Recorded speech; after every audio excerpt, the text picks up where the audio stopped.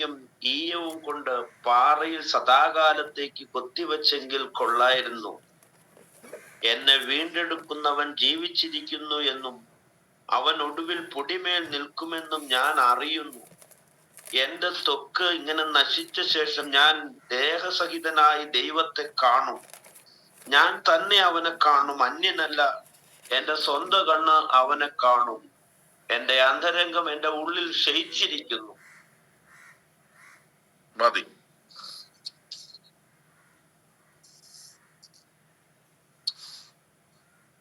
ബൈബിളിലെ ഏറ്റവും പുരാതനമായ പുസ്തകമാണ് ഇയ്യോബിന്റെ പുസ്തകം. ഉൽപ്പത്തി പുസ്തകത്തോളം പഴക്കമുണ്ട് ഇയ്യോബിന്റെ പുസ്തകത്തിന്.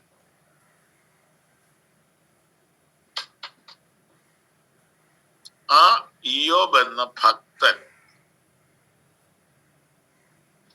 അസാധാരണ ഭക്തനാണ്. ഈ ഭക്തൻ യേശുക്രിസ്തുവിന്റെ രണ്ടാം വരവിനെ കുറിച്ച് പറഞ്ഞിരിക്കുന്ന ഭാഗമാണ് നമ്മൾ ഇപ്പോൾ കേട്ടത്.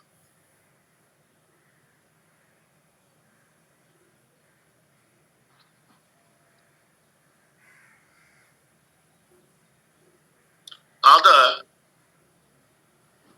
തറപ്പിച്ച് ഉറപ്പിച്ച് സംശയലേശമെന്യേ പറയുകയാണ്, എന്നെ വീണ്ടെടുക്കുന്നവൻ ജീവിച്ചിരിക്കുന്നു.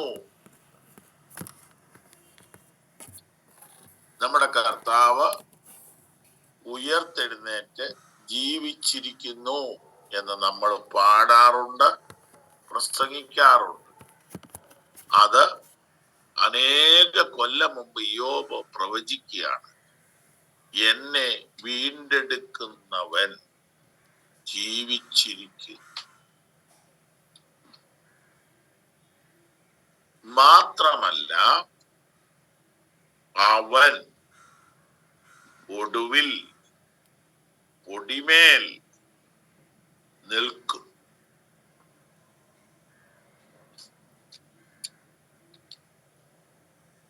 അതുകൊണ്ട് താൻ നിർത്തിയില്ല, താൻ വിവരിക്കുകയാണ്, എന്റെ ത്വക്ക്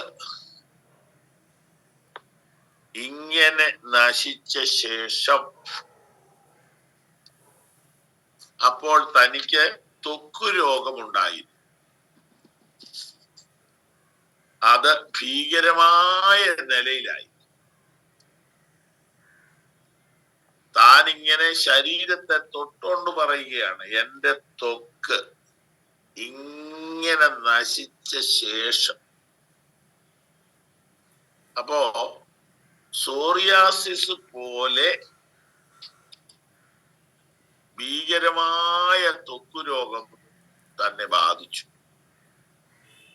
താന് ചാരത്തിലിരുന്നു ഓട്ടുകഷണം കൊണ്ട് ശരീരത്തിൽ ഇങ്ങനെ ചൊറിഞ്ഞു. ഇതൊക്കെ അനുഭവിച്ചാലല്ലേ മനസ്സിലാവൂ.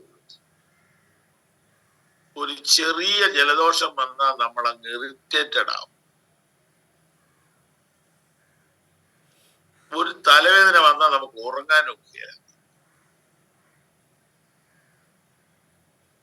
ഒരു വ്രണം, എവിടെയെങ്കിലും ഒരു മുറിവുണ്ടായാൽ എന്തൊരു അസ്വസ്ഥതയാണ്. ശരീരം മുഴുവനും ചൊറിയുന്ന അവസ്ഥയിൽ താൻ എഴുതുകയാണ്, എന്റെ ത്വക്ക് ഇങ്ങനെ നശിച്ച ശേഷം. അപ്പോ സൗഖ്യമാകുമെന്ന പ്രതീക്ഷ ഇല്ലെന്ന് മനസ്സിലാക്കണം.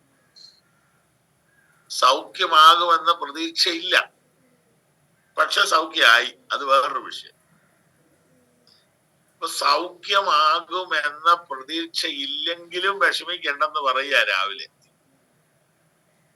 ഏതെങ്കിലും ഒരാള് കുറച്ചു ദിവസമായിട്ട് രോഗത്താൽ ഭാരപ്പെടുകയാണെന്ന് ഇരിക്കട്ടെ, അഥവാ സൗഖ്യമായില്ലെങ്കിലും നമ്മുടെ പ്രശ്നം, നമ്മുടെ പ്രതീക്ഷ ഇവിടെ കൊണ്ട് തീരുന്നതല്ല.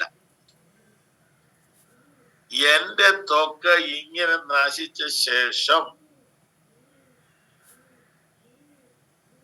കർത്താവ് വരുമ്പോൾ, അവൻ ഒടുവിൽ പൊടിമേൽ നിൽക്കുമ്പോൾ എനിക്ക് പുതിയ ശരീരം ലഭിക്കും എന്നല്ലേ അതിന്റെ അർത്ഥം? അതെ. സ്തോത്രം.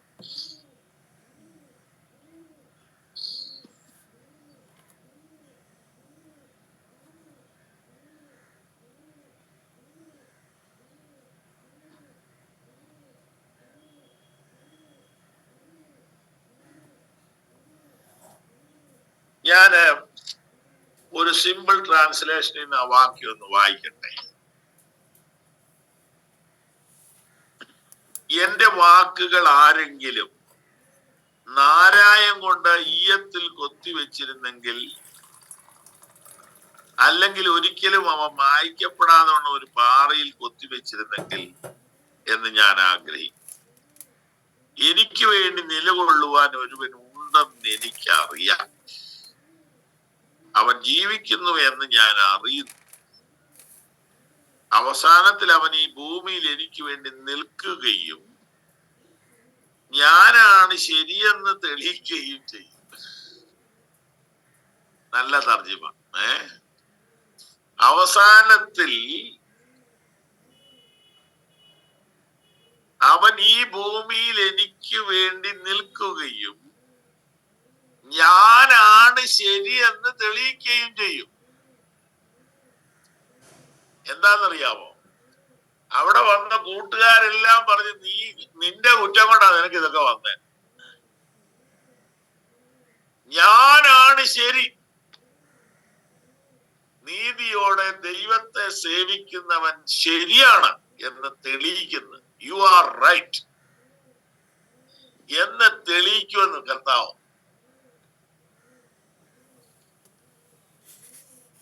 ഞാനാണ് ശരിയെന്ന് തെളിയിക്കുകയും ചെയ്യും. 26-ാം വാക്യം, ഞാൻ എൻ്റെ ശരീരം ഉപേക്ഷിച്ചതിന് ശേഷം, എന്റെ ചർമ്മം നശിച്ചതിന് ശേഷം ഞാൻ ദൈവത്തെ കാണും എന്ന് ഉറപ്പായും എനിക്കറിയാം. ഞാൻ എൻ്റെ സ്വന്തം കണ്ണുകൾ കൊണ്ട് ദൈവത്തെ കാണും. ഞാൻ തന്നെ, മറ്റാരുമല്ല ദൈവത്തെ കാണും. അതെന്നെ എത്രമാത്രം ആവേശം കൊള്ളിക്കുന്നതെന്ന് നിങ്ങളോട് പറയാൻ എനിക്കാവില്ല. Thank you Jesus. ഇത്രയും ക്ലിയർ ആയിട്ട് പുതിയ ദൈവത്തിൽ പോലും ഇല്ല വാക്ക്. യേശുവിന്റെ മടങ്ങി വരവിനെ കുറിച്ച് ഇത്ര ക്ലിയർ പിക്ചർ പൗലോസ് പോലും തന്നിട്ടില്ല. അതിനകത്തൊരു ദൂത് പറയാം. കൂടുതൽ വേദനയിലൂടെ പോയവർക്കാണ് കൂടുതൽ വെളിപ്പാട് കിട്ടും.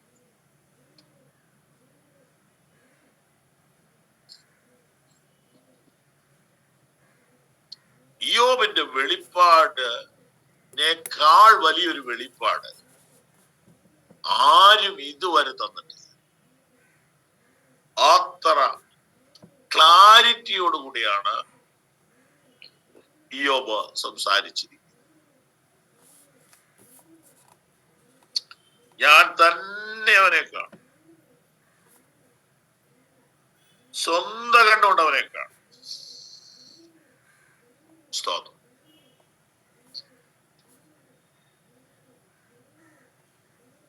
സ്തോത്രം.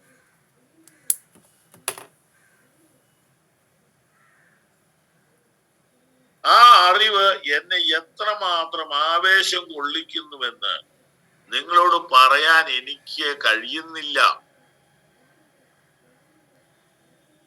അപ്പോൾ രോഗത്തിൽ കിടക്കുമ്പോഴും തന്നെ ആവേശം കൊള്ളിക്കുകയാണ് സെക്കൻഡ് കമ്മിങ്ങിനെ കുറിച്ചുള്ള ചിന്ത.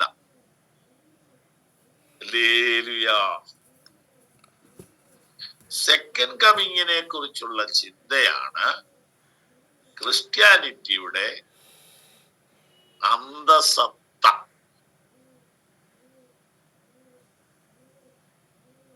സ്തോത്രം.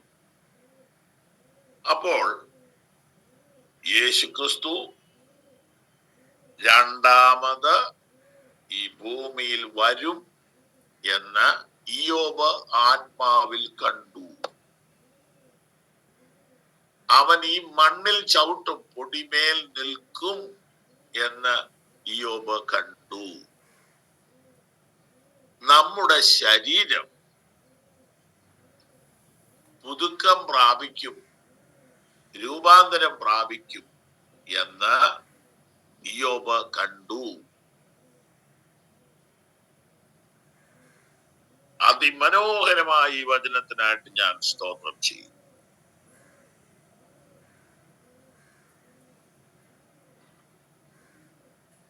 അപ്പോൾ ബൈബിളിലെ ഏറ്റവും പുരാതനമായ പുസ്തകത്തിൽ കർത്താവിന്റെ മടങ്ങി വരവിനെ കുറിച്ച് ക്ലിയറായിട്ട് പറഞ്ഞിരിക്കുന്നു. വിശ്വസിച്ചാലും ഇല്ലെങ്കിലും അത് അങ്ങനെ തന്നെ പറഞ്ഞിരിക്കും. ഇനിയും ബൈബിളിലെ മറ്റൊരു പുരാതന പുസ്തകം ഉൽപ്പത്തി പുസ്തകമാണല്ലോ. ഉൽപ്പത്തി പുസ്തകത്തിൽ കാണുന്ന ഒരാളാണ് ഹാനോക്ക്. മരണം കാണാതെ എടുക്കപ്പെട്ടു. ഉൽപ്പത്തി പുസ്തകം 5-ാം അധ്യായത്തിൽ അദ്ദേഹത്തെ കുറിച്ച് പറഞ്ഞിരിക്കുന്നു.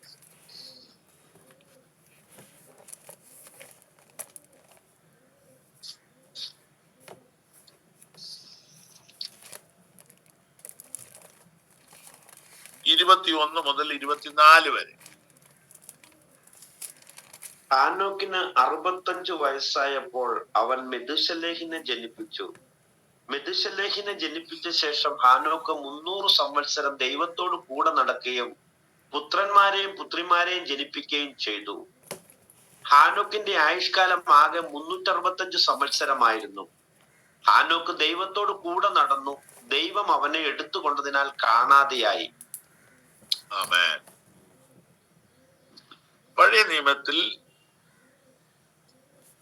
വേറാർക്കും പറയാനില്ലാത്ത അസാധ്യമായ അസാധാരണമായ ക്വാളിറ്റി ലൈഫ് നയിച്ച ആളാണ് ഹനോക്ക്. ക്വാളിറ്റി ലൈഫ് എന്ന് പറഞ്ഞാൽ ഇത്രയേ ഉള്ളൂ, ദൈവത്തോട് കൂടെ നടക്കുക. അതാണ് ക്വാളിറ്റി ലൈഫ്. ദൈവത്തോട് കൂടെ നടന്നവൻ, ദൈവത്തെ പ്രസാദിപ്പിച്ച, മരണം കാണാതെ എടുക്കപ്പെട്ടു. ഇങ്ങനെ സുപ്രധാനമായ 3 ക്വാളിറ്റിയാണ് അദ്ദേഹത്തിന് ഉള്ളത്.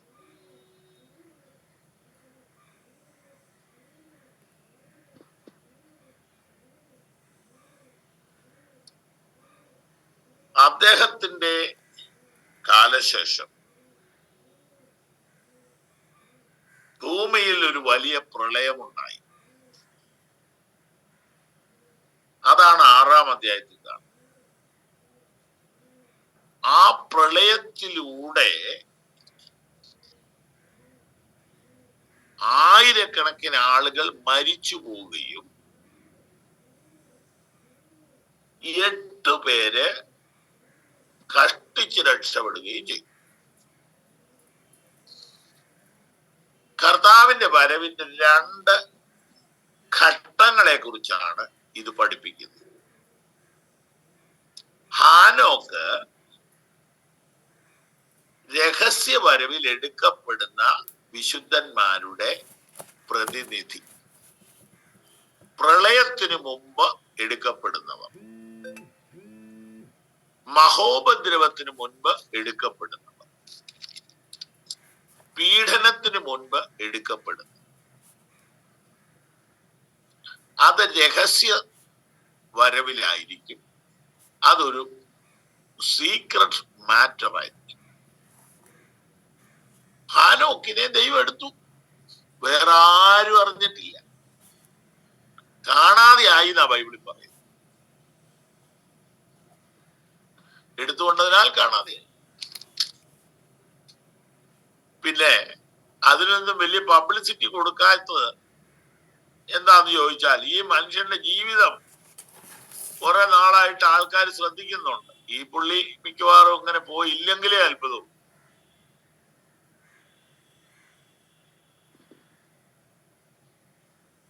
കാരണം ദൈവത്തോടു കൂടെ നടക്കുക എന്നൊക്കെ പറഞ്ഞാല് സ്വന്തം ഭാര്യയ്ക്ക് പോലും അതിനകത്ത് അത്ര തൃപ്തി കാണുമെന്ന് എനിക്ക് തോന്നുന്നില്ല.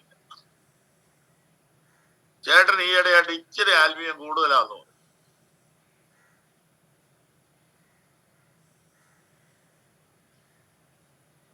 കാരണം പുള്ളിക്ക് ഒന്ന് ഇടയ്ക്കിടയ്ക്ക് വല്ലപ്പോഴും ഒന്ന് പിക്നിക്കിന് പോകാനോ ഒന്നും സാധിക്കുമെന്ന് എനിക്ക് തോന്നുന്നു. കാരണം പുള്ളി ഇതിലങ്ങ് എൻജോയ് ചെയ്യല്ലേ. എന്നാ പിന്നെ വല്ല വഴി പോട്ടെന്നുള്ള ഒരു ചിന്ത എല്ലാവർക്കും വരും. ഒരാൾക്ക് ആത്മീയം കൂടിയാൽ ആർക്കാ ഇഷ്ടമുള്ളത്? കർത്താവിനല്ലാതെ ആർക്കും ഇഷ്ടമില്ല. നമുക്ക് ആത്മീയം കൂടും തോറും മനുഷ്യർക്കെല്ലാം നമ്മളോട് സ്നേഹം കൂടുമെന്ന് ധരിക്കണ്ട. മനുഷ്യർക്ക് സ്നേഹം കൂടുകയില്ല. പുള്ളിക്ക് ഇപ്പൊ ഒന്നും മിണ്ടാനും നേരെയില്ല, ഒന്നിനും സമയമില്ല, ചുമ്മാ പ്രാർത്ഥന തന്നെ പ്രാർത്ഥന.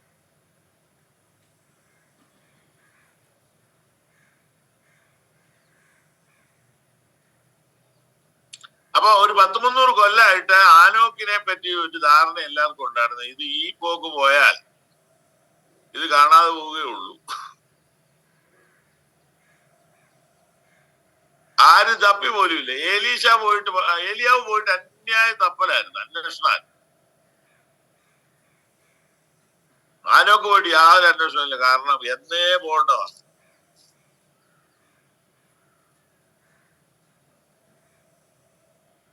അപ്പൊ ഇത് രഹസ്യ വരവിന്റെ പ്രതീകം. എന്നാൽ 6-ാം അധ്യായം മുതൽ 6, 7, 8 അധ്യായം എന്ന് പറയുന്നത് പ്രളയം അധ്യായം. പ്രളയം.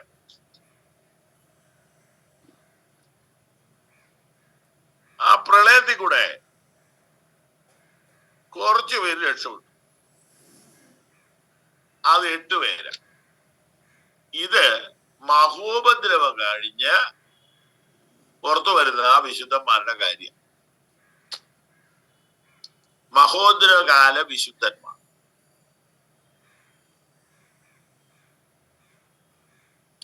ഇപ്പൊ മഹോപദ്രവം എന്നത് നമ്മള് വിചാരിക്കുന്നതിനേക്കാളെല്ലാം ക്രൂരമാണ് കേട്ടോ, ക്രൂരമാണ്. ആന്റി ക്രൈസ്റ്റിന്റെ ഭരണം എന്ന് പറഞ്ഞാൽ കൊറിയയിലെ ഭരണാധിപനേക്കാളൊക്കെ ഭീകരമായിരിക്കും. ആ കാലഘട്ടത്തിൽ പിടിച്ചു നിൽക്കുന്ന കുറച്ചു പേരുണ്ട്. ഇപ്പൊ നോഹയും കുടുംബവും പെട്ടകത്തിലൂടെ രക്ഷപ്പെട്ടു എന്ന് നമ്മൾ പറഞ്ഞാലുമേ, പെട്ടകത്തിലെ ജീവിതം എന്നൊക്കെ പറയുന്നത് അത്ര സുഖമൊന്നും അല്ല, ആണോ? ഈ പ്രളയം വെച്ച് നോക്കുമ്പോൾ മെച്ചാന്നല്ലാതെ പെട്ടകത്തിലെ ജീവിതത്തിന് എന്നാ ഒരു സുഖമുള്ളത്? ഒന്ന് പുറത്തിറങ്ങി പോകാനോ നടക്കാനോ ഇല്ല. നടക്കാൻ ഇറങ്ങിയാൽ പിന്നെ തിരിച്ചു വരികയില്ല, അത്രേ ഉള്ളൂ. പുറത്തേക്കൊന്നും നോക്കാൻ പോലും പറ്റുകയില്ല. അരാരാത്ത് പർവ്വതത്തിന്റെ പൊക്കത്തി വരെ വെള്ളം എന്ന് പറയുമ്പോ ആഴം എത്രയും. ഇതിനകത്ത് ഇങ്ങനെ ഒഴുകി നടക്കുമല്ലേ, അതൊരു ജീവിതമല്ലല്ലോ. അത്യാവശ്യം ഇരിക്കാനും കിടക്കാനും ഉള്ള സംവിധാനം കാണുമായിരിക്കും. എന്നാലും ഈ 4-5 പേരുടെ മുഖത്തോട്ട് നോക്കി എത്ര ദിവസം ഇരിക്കുന്നു? മൊബൈൽ ഉണ്ടായിരുന്ന കണ്ടോണ്ടിരിക്കുന്നു, അതും ഇല്ല.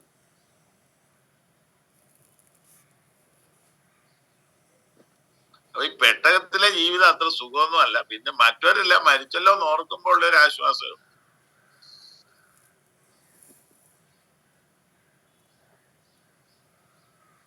ഇത് മഹോപദ്രവത്തിലൂടെ രക്ഷപ്പെട്ടു വരുന്ന ഒരു ചെറിയ കൂട്ടത്തെ കാണിക്കും. ആ പെട്ടകത്തിൽ അല്പജനം എന്ന് വെച്ചാൽ 8 പേർ വെള്ളത്തിൽ കൂടെ രക്ഷ പ്രാപിച്ചു എന്നല്ലേ പത്രോസ് പറയുന്നത്. വെള്ളത്തിൽ കൂടെ രക്ഷപ്പെടുക എന്ന് പറഞ്ഞാൽ എന്തുവാ? കഷ്ടിച്ച് രക്ഷപ്പെട്ടു. മഹോപദ്രവകാല വിശുദ്ധന്മാർ. ഈ മഹോപദ്രവകാല വിശുദ്ധന്മാരുടെ കാര്യം പറയുമ്പോൾ തന്നെ ആളുകളുടെ വിചാരം എന്താണെന്നറിയാം? കർത്താവിന്റെ വരവിൽ അഥവാ കൈവിടപ്പെട്ടു പോയാലും ഇതുവഴി കയറി വരാമല്ലോ എന്നാണ്. വരികയില്ല. കാരണം ഇപ്പൊ രക്ഷപ്പെടുന്ന പോലെയുള്ള കാര്യമല്ല, മറ്റേത് ഭയങ്കര ബുദ്ധിമുട്ടാണ്. ഓക്കെ. അപ്പോ ഈ ഹാനോക്ക് ഒരു പ്രവാചകനായിരുന്നു. അദ്ദേഹം പ്രവചിച്ചിട്ടുണ്ട്, പക്ഷെ അത് ഉൽപ്പത്തി പുസ്തകത്തിൽ ഇല്ല. വേറെ ഏതോ രേഖകളിൽ നിന്ന് കിട്ടിയിട്ടുണ്ട്. യൂദ അത് കണ്ടുപിടിച്ച് എഴുതി തന്നിട്ടുണ്ട്. യൂദായുടെ ലേഖനം 14-15 വാക്യം.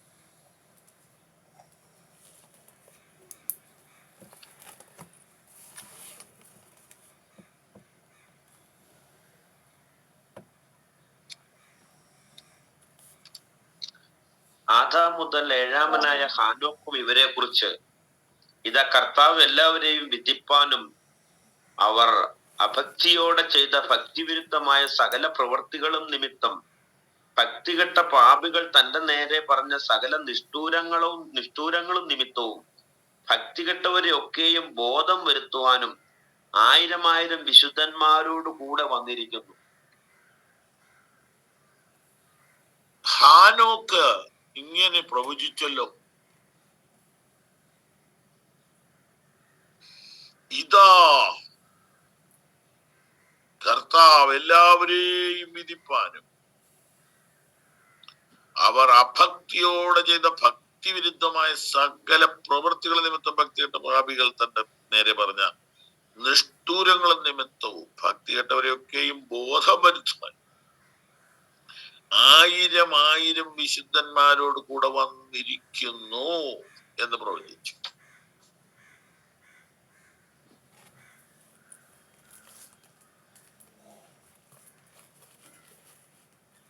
അപ്പൊ ഹാനോക്കും അത് പറഞ്ഞു. അപ്പോ ബൈബിളിലെ അതിപുരാതനമായ പുസ്തകങ്ങൾ മുതൽ യേശുക്രിസ്തുവിന്റെ 2ാം വരവിനെ കുറിച്ച് പ്രതിപാദിക്കുന്നുണ്ട്.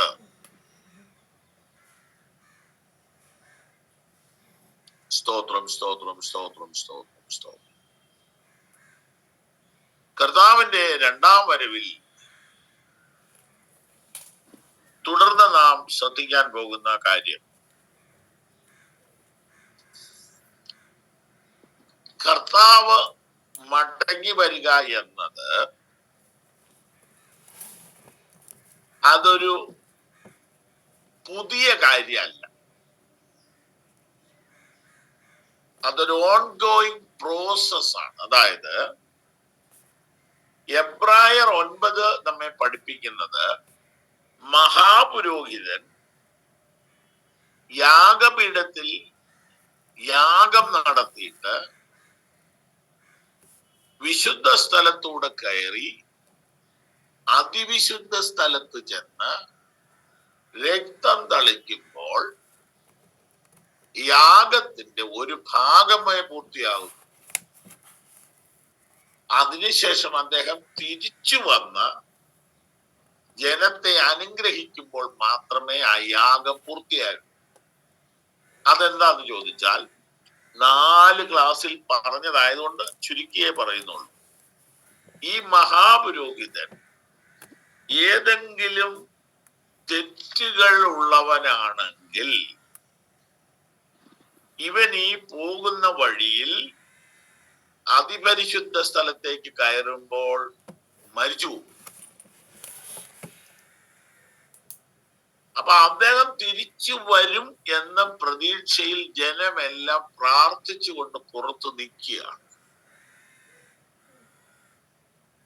ഇത് കഴിഞ്ഞ ക്ലാസ്സിലും വായിച്ചു കേൾപ്പിച്ചതാണ്, ഒന്നുകൂടെ കാണിക്കാം. Hallelujah, hallelujah, hallelujah. ലൂക്കോസിന്റെ സുവിശേഷം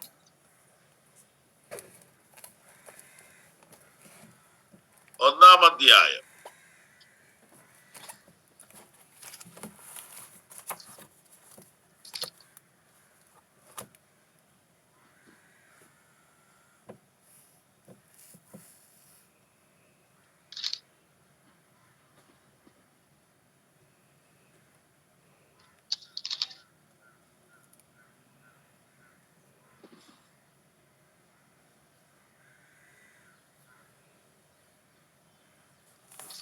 21-ാം വാക്യം.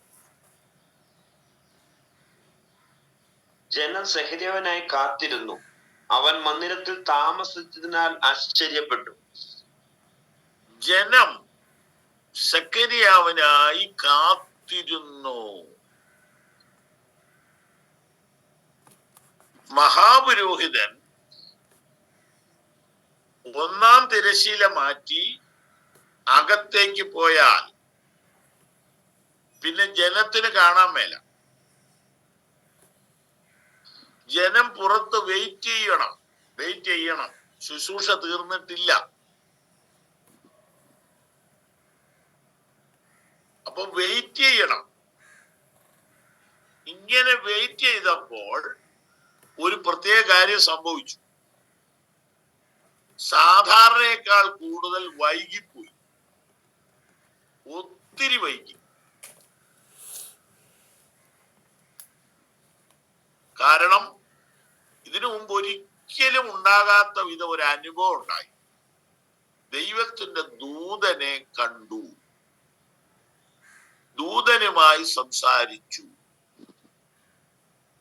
ആ സംസാരത്തിൽ ഒരു പണിഷ്മെന്റും കൂടെ മേടിച്ചു. എല്ലാം പൊതിഞ്ഞു കെട്ടിക്കൊണ്ട് വന്നപ്പോഴത്തേനും ഒത്തിരി ലേറ്റായി.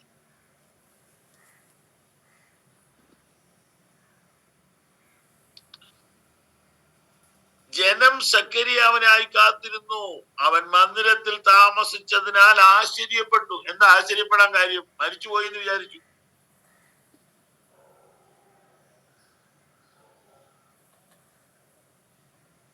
അവൻ പുറത്തു വന്നാറേ അവരോട് സംസാരിപ്പാൻ കഴിഞ്ഞില്ല.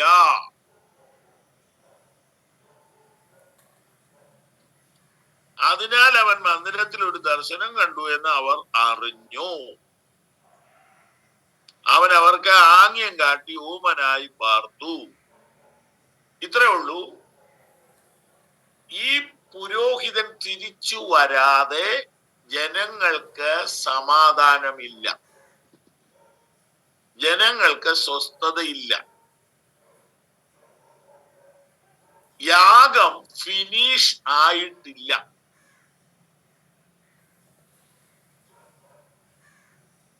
അപ്പൊ ജനം പുറത്ത് പ്രാർത്ഥിച്ചുകൊണ്ട് കാത്തു നിൽക്കുകയാണ് പുരോഹിതൻ മടങ്ങി വരാൻ.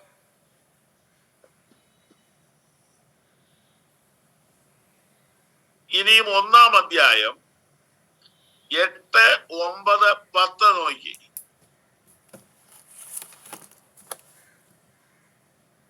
അവൻ കൂറിന്റെ ക്രമപ്രകാരം ദൈവസന്നിധിയിൽ പുരോഹിതനായി ശുശ്രൂഷ ചെയ്തു വരുമ്പോൾ പൗരോഹിത്യ മര്യാദ പ്രകാരം കർത്താവിന്റെ മന്ദിരത്തിൽ ചെന്ന് ധൂപം കാട്ടുവാൻ അവന് നറുക്കു വന്നു. ധൂപം കാട്ടുന്ന നാഴികയിൽ ജനസമൂഹമൊക്കെയും പുറത്തു പ്രാർത്ഥിച്ചുകൊണ്ടിരുന്നു. അപ്പോൾ ഇങ്ങേരെ അകത്ത് ശുശ്രൂഷിക്കുമ്പോ ജനം പുറത്ത് എന്ത് ചെയ്യുക? പ്രാർത്ഥിച്ചുകൊണ്ടിരിക്കുക. ആ പ്രാർത്ഥന എത്ര നേരം നീണ്ടു? 21-ാം വാക്യം വരെയുണ്ട്. അവൻ മന്ദിരത്തിൽ താമസിച്ചതിനാൽ ജനം കാത്തു നിന്ന് മടുത്തു, ആശ്ചര്യപ്പെട്ടു.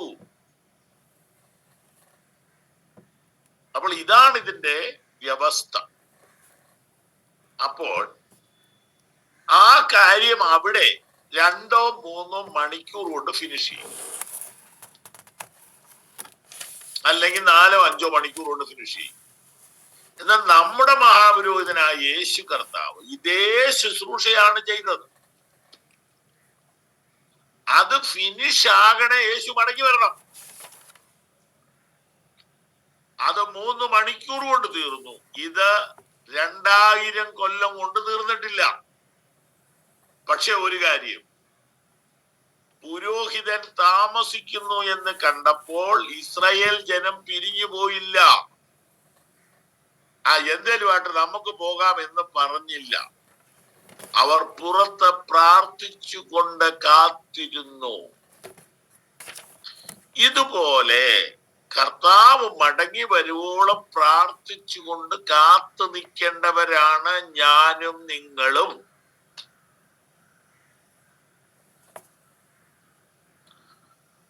സ്തോത്രം, സ്തോത്രം, സ്തോത്രം, സ്തോത്രം, സ്തോത്രം, സ്തോത്രം.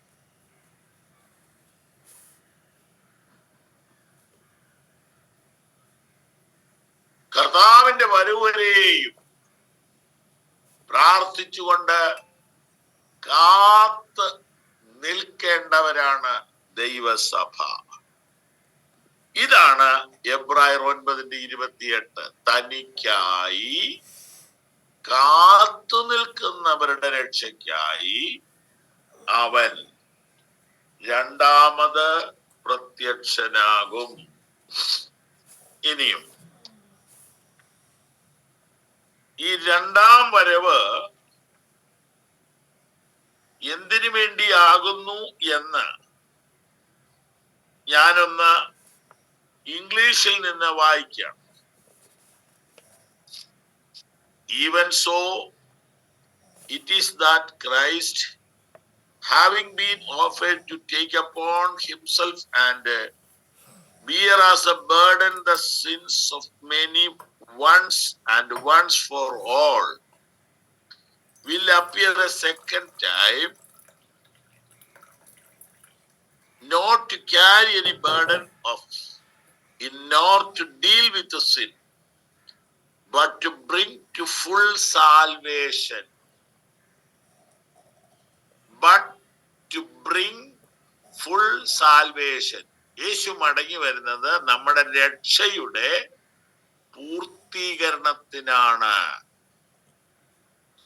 But to bring full salvation.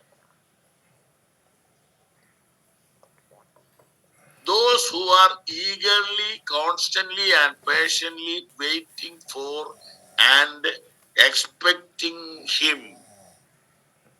തനിക്ക് വേണ്ടി ആർത്തിയോടെ ക്ഷമയോടെ തുടർമാനമായി കാത്തു നിൽക്കുന്നവരുടെ രക്ഷയുടെ പൂർത്തീകരണത്തിനായിട്ട് അവൻ വരുന്നു.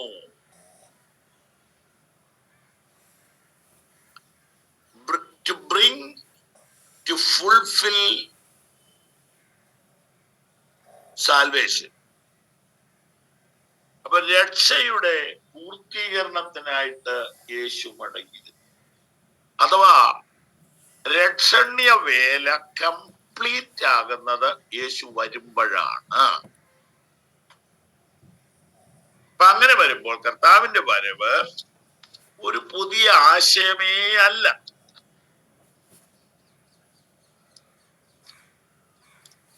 ഇനി നമുക്ക് റോമാലേഖനത്തിലും ഈ കാര്യത്തിന്റെ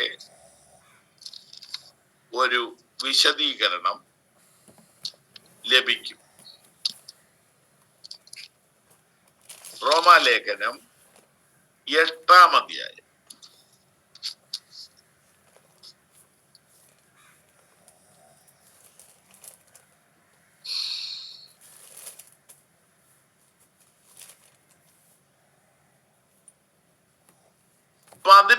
മുതൽ വായിക്കുകയാണ്.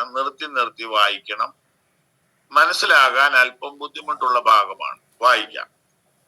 നമ്മിൽ വെളിപ്പെടുവാനുള്ള തേജസ് വിചാരിച്ചാൽ ഈ കാലത്തിലെ കഷ്ടങ്ങൾ സാരമില്ല എന്ന് ഞാൻ എണ്ണുന്നു.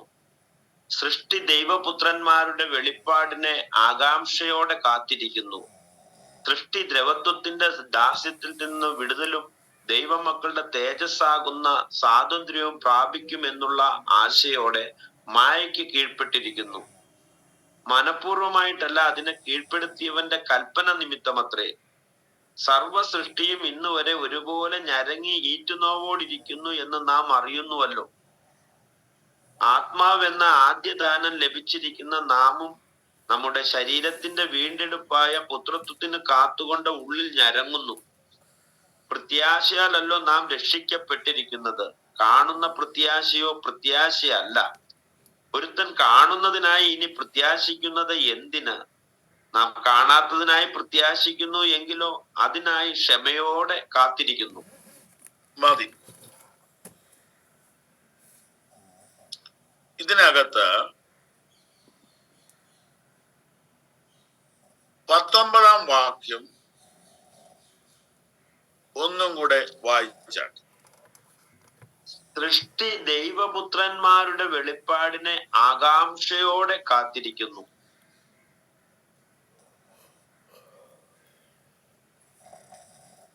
തന്റെ മക്കൾ ആരെന്ന് ദൈവം ലോകത്തിന് വെളിപ്പെടുത്തുന്ന ദിവസത്തിനായി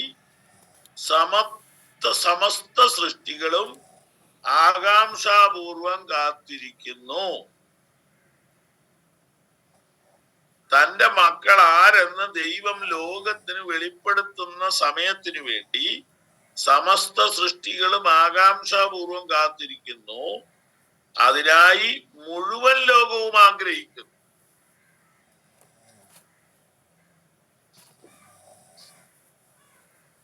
സൃഷ്ടി എന്ന് പറഞ്ഞാൽ മരവും പുല്ലും കല്ലും മണ്ണും കരയും കടലും മൃഗങ്ങളും കാത്തിരിക്കുന്നു. എന്ത്? ദൈവമക്കളുടെ ശരിയായ ചിത്രം കാണാൻ. ഉൽപ്പത്തി പുസ്തകത്തിൽ ഉണ്ടായിരുന്ന മനുഷ്യൻ പിന്നത്തേതിൽ വിരൂപനായിപ്പോയി. കർത്താവിന്റെ വരവിലാണ് ദൈവപുത്രന്മാർ അഥവാ ദൈവമക്കൾ ശരിയായ രൂപം പ്രാപിക്കുന്നത്. അത് വരെ ഈ പ്രപഞ്ചത്തിനും ഒരു നഷ്ടബോധമുണ്ട്. അടുത്ത വാക്യം 20. സൃഷ്ടി ദ്രവത്വത്തിന്റെ ദാസ്യത്തിൽ നിന്ന് വിടുതലും ദൈവമക്കളുടെ തേജസ്സാകുന്ന സ്വാതന്ത്ര്യവും പ്രാപിക്കുമെന്നുള്ള ആശയോടെ മായയ്ക്ക് കീഴ്പ്പെട്ടിരിക്കുന്നു.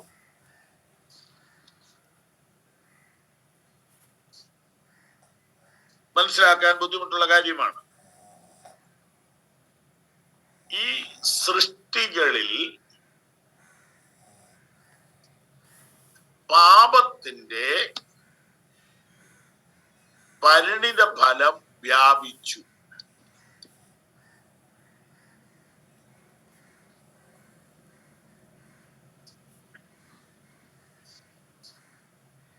മൃഗങ്ങൾ അന്യോന്യം കൊന്നു തിന്നുന്ന രീതി ഉൽപ്പത്തിയിലെ ആദ്യ പുസ്തകത്തിൽ ഇല്ല. മനുഷ്യൻ പാപം ചെയ്ത ശേഷമാണ് ഈ അസന്തുലിതാവസ്ഥകളെല്ലാം ഉണ്ടായത്. അപ്പൊ ഇതിൽ നിന്നൊരു സ്വാതന്ത്ര്യം കിട്ടാൻ ഈ പ്രപഞ്ചവും കാത്തിരിക്കുന്നു. അപ്പോൾ യേശു മടങ്ങി വരാതെ ഭൂമിയുടെ അവസ്ഥയ്ക്ക് മാറ്റം പറ്റില്ല. എല്ലാം ബാലൻസ് തെറ്റിക്കിടക്കുകയാണ്. ക്രിസ്തു മടങ്ങി വന്നേ പറ്റൂ.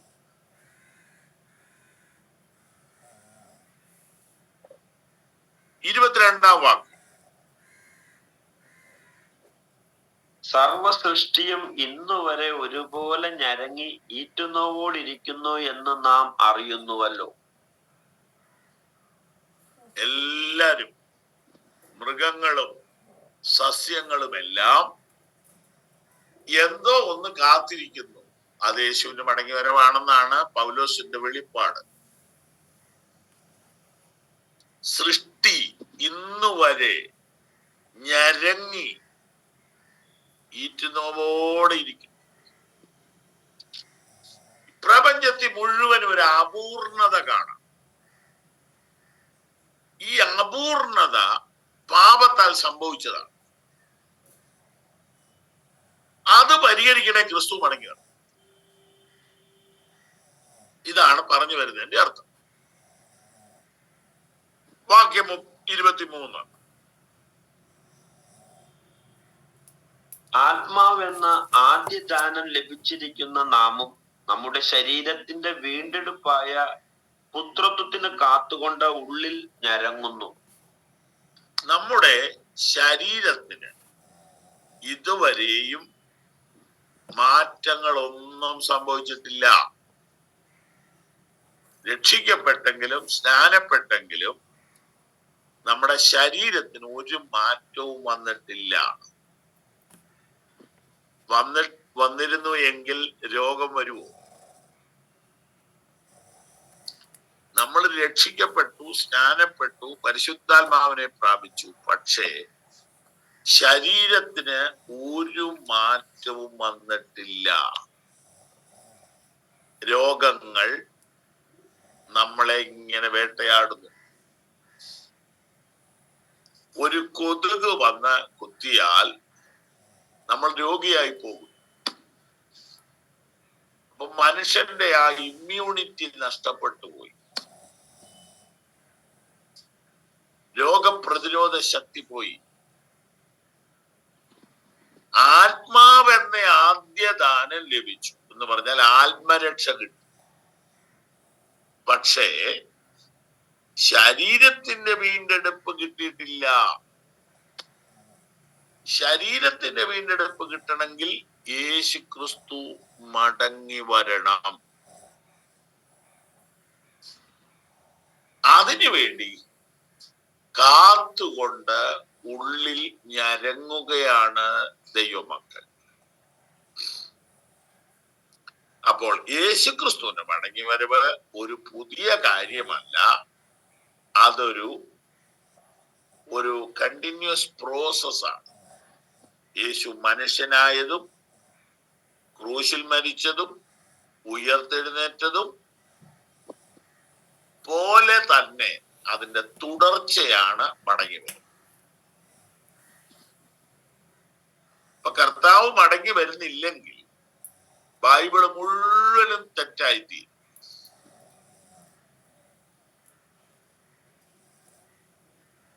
സ്തോത്രം. അങ്ങനെ പറയാൻ പൗലോസിന് നല്ല ധൈര്യമായി. 1 കൊരിന്ത്യർ 15:17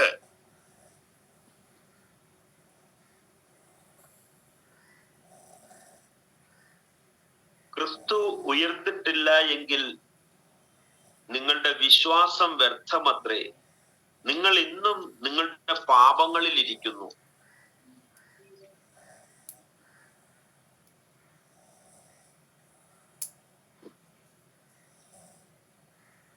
ആമേൻ.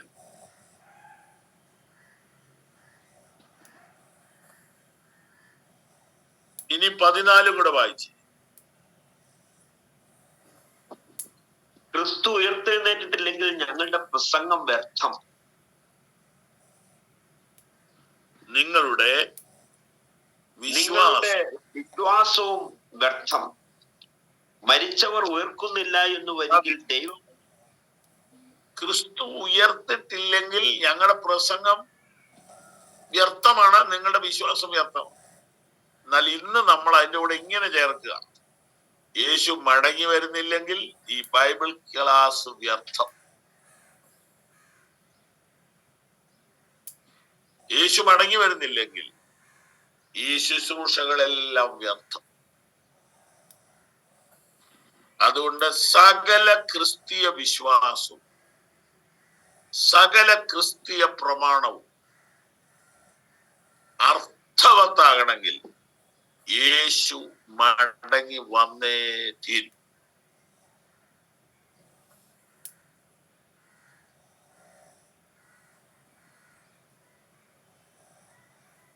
ആമേൻ.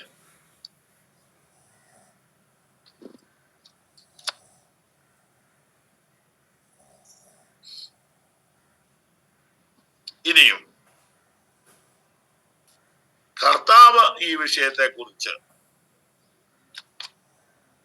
പറഞ്ഞിട്ടുള്ള ഭാഗങ്ങൾ നമുക്കൊന്ന് ഓടിച്ചു നോക്കാനുള്ള സമയമേ ഇനി എടുക്കുന്നു.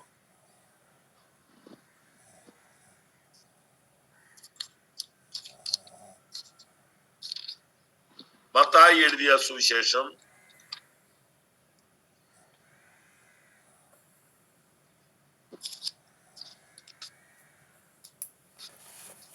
അതിന്റെ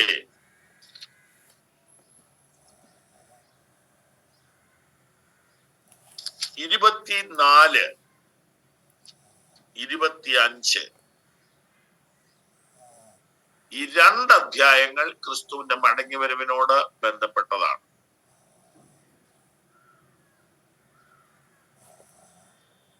അത് വെറുതെ എഴുതി വെക്കാൻ പറ്റുകയല്ലോ. 51 46 വാക്യങ്ങൾ അടങ്ങിയ 2 അധ്യായങ്ങൾ, 51 46 വാക്യങ്ങൾ അടങ്ങിയ 2 വലിയ ചാപ്റ്ററുകൾ ക്രിസ്തുവിന്റെ മടങ്ങിവരവിനെ കുറിച്ചുള്ളതാണ്. ഇതുപോലെ തന്നെ ലൂക്കോസിലെ ഒരു ചാപ്റ്റർ ക്രിസ്തുവിന്റെ മടങ്ങിവരവിനെ കുറിച്ചുള്ളതാണ്. അത് 21 അധ്യായമാണ്.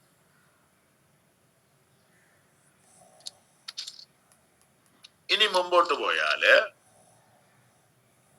യേശു ക്രിസ്തു തന്റെ അരുമ ശിഷ്യന്മാരോട് മാത്രമായിട്ട് സംസാരിക്കുന്ന ചില വേദഭാഗങ്ങളുണ്ട്. അത് ലൂക്കോസ് 13, 14, 15, 16 ഈ അധ്യായങ്ങളാണ്. അതിനകത്ത് സ്പെസിഫിക് ആയിട്ടും ക്ലിയർ ആയിട്ടും പറയുന്നു 14-ന്റെ 1, 2, 3.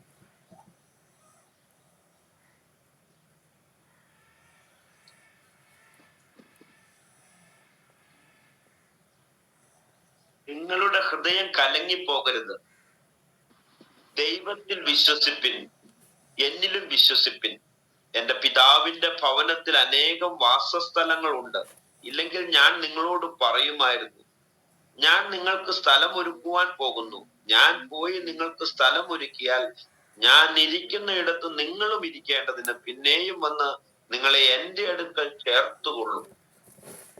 ആമേൻ. ഇവിടെ വ്യാഖ്യാനം ആവശ്യമില്ല, പൊരുൾ തിരിച്ചു തരേണ്ട കാര്യമില്ല, മൂലഭാഷ നോക്കേണ്ട കാര്യമില്ല. യേശു കർത്താവ് പ്രസംഗിക്കുകയല്ല, തന്റെ ശിഷ്യര് മാത്രമുള്ള ക്ലോസ്ഡ് മീറ്റിങ്ങിനകത്ത് വളരെ ക്ലോസ് ആയവരോട് പറയുകയാണ്, ഞാൻ നിങ്ങളോട് കള്ളം പറയത്തില്ല, നിങ്ങളുടെ ഹൃദയം കലങ്ങിപ്പോകരുത്. ഞാൻ പോകും, ഞാൻ മടങ്ങി വരും, ഞാൻ നിങ്ങളെ എന്റെ അടുക്കൽ ചേർക്കും. ഇത് കഴിഞ്ഞിട്ട് അപ്പോസ്തല പ്രവൃത്തികൾ 1 അധ്യായം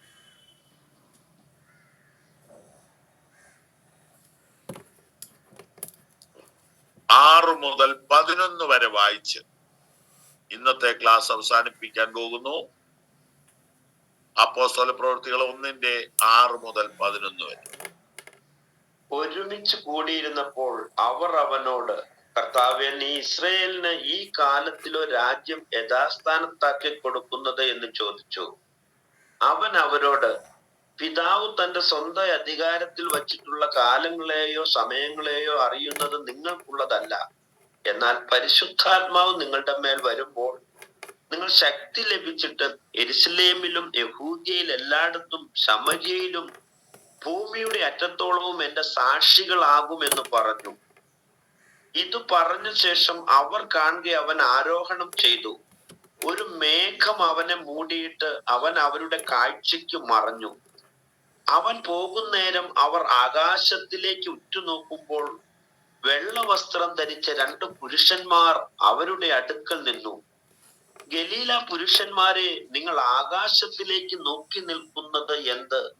നിങ്ങളെ വിട്ട് സ്വർഗാരോഹണം ചെയ്ത ഈ യേശുവിനെ സ്വർഗത്തിലേക്ക് പോകുന്നവനായി നിങ്ങൾ കണ്ടതുപോലെ തന്നെ അവൻ വീണ്ടും വരും എന്ന് പറഞ്ഞു.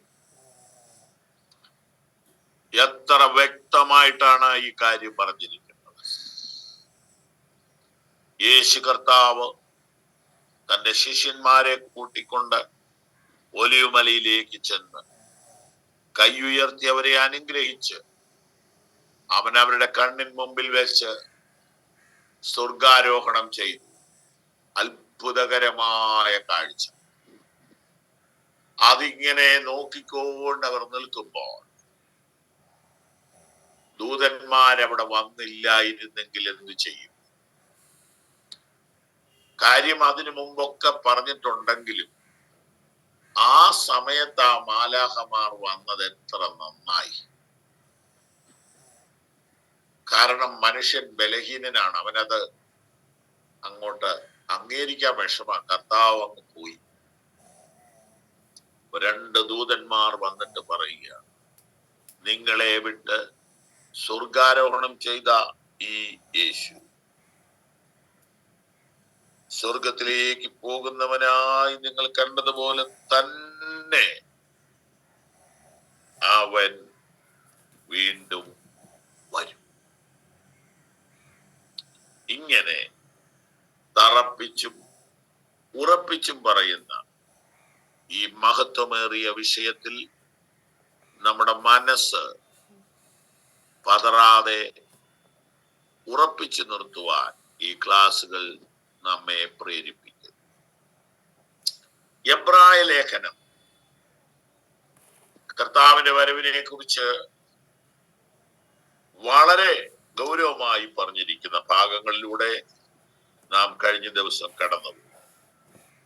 ഇപ്പോൾ 9ന്റെ ലാസ്റ്റാ നിൽക്കുന്നെങ്കിൽ 10ന്റെ ലാസ്റ്റിലേക്ക് വരുമ്പോഴും ഇത് തന്നെ ആവർത്തിച്ചു പറയുകയാണ്.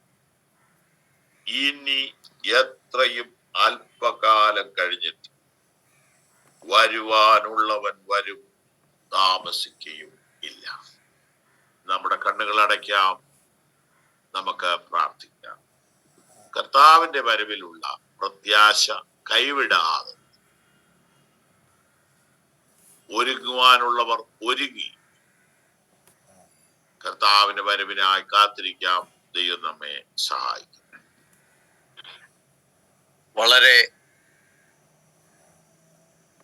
വ്യക്തവും സ്പഷ്ടവുമായ രീതിയിൽ ഇന്ന് പ്രഭാതത്തിലും നമ്മെ കർത്താവ് ബോധ്യപ്പെടുത്തുവാനിടയായി. നാം കർത്താവിന്റെ വരവിനായി ഒരുങ്ങി കാത്തിരിക്കും.